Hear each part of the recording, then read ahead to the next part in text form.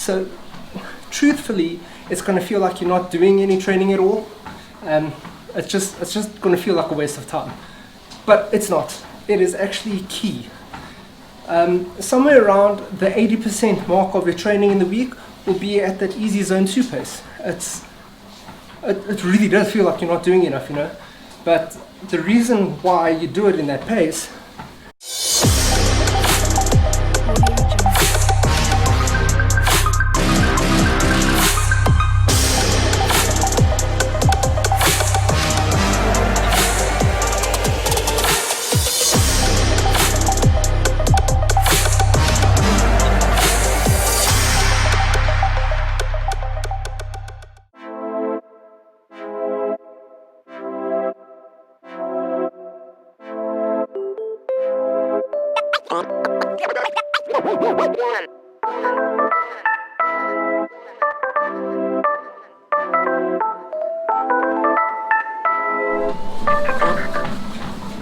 So the question is, how hard should you be going during an easy workout? So there is actually a definitive answer to this, but I want to take you a little bit into the reasoning behind it, because I find it really difficult to stay in a zone 2. I keep spilling over to zone 3. It just feels like I'm not working out. You know, I'm not doing what I should be doing. But that's wrong. On your RPE scale, you should be able to sort of be like this, have a conversation. You're still training. It's not hard work, but you can still hold a conversation. You know, you can string the whole sentence together. That's the idea. So why do we do the easy workouts when you want to get faster, right? So the idea behind it is to increase your aerobic capacity. By doing so, it will actually give you that stamina to go further. So we do have to mix it all up. Training your easy zone 2 work, training your marathon pace, your zone 3 work, as well as your top end interval work. They have to be smooshed together in your training each week. So depending on where your zone 2 is, that's the place you want to stick in. You know, so I'm using my heart rate at zone 2, which I suggest you should do. Using a pace for zone 2, you could do that. I mean, it's not a problem with it. It could be quite accurate in your pacing, but because your body scientifically does not know how far you're traveling, you know, how far you're racing for. It only knows how hard you're working for X amount of time, which is why heart rate training in zone 2 is probably the best option for now. So if you're in there, stick in your heart rate zone 2 and try not to spill over into your zone 3. So I have done a video on this prior, but going into a little bit more detail now. The idea of training in this particular zone is to increase the aerobic capacity. So this is your engine is just going and chugging along and chugging along. So this is what you want, you know. So you should be able to actually go and go and go and go and go with the minimal amount of effort, still being able to hold that conversation.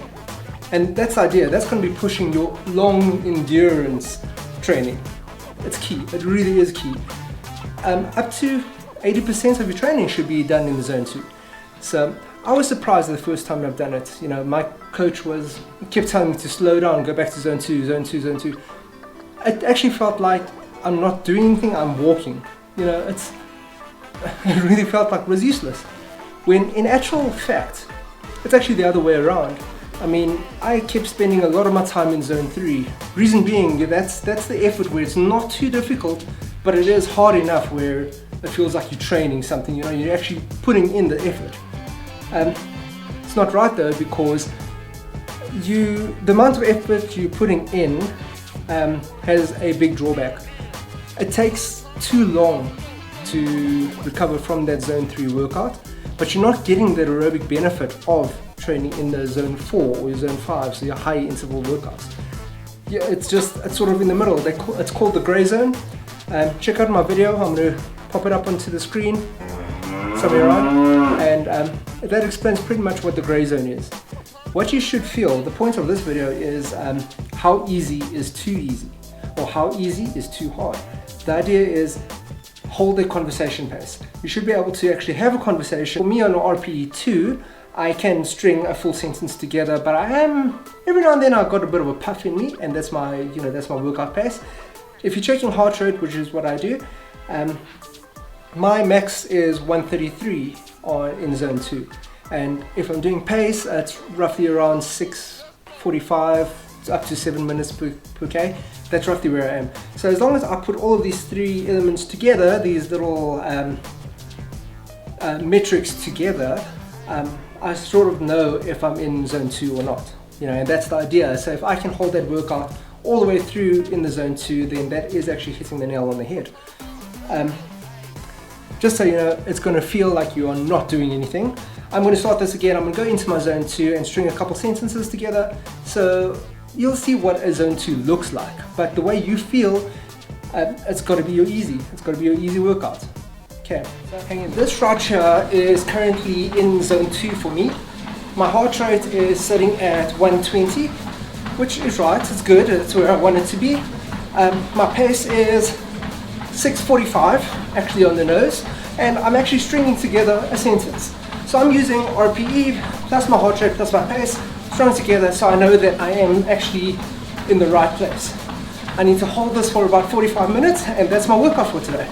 So that's how I know, I can tell that I'm in my zone 2. Once I start huffing and puffing and stuff, I usually check it out and look, where am I? As long as I'm not spilling over to zone 3, we're good to go. So as long as you are in your zone 2, that aerobic capacity should be increasing. So if you're holding the top end of zone 2, so in my case around 130 beats per minute in my heart rate, that's basically going to give me that endurance in the longer run. So this is just one of the elements of training that should be done in your zone 2 workouts. In your long runs, hitting a zone 3 with a few intervals here and there is cool, but zone 2 all the way. How does your zone 2 feel? I know it feels like you're not doing anything, but you are. Trust me, you are. Let me know how you go along in your zone 2. Does it make a little bit more sense on why you should do it? Comment, like, subscribe, do all that crap. I'm going to put all the buttons all over the place. I'm the Avant-Garde Triathlete. We'll see you soon.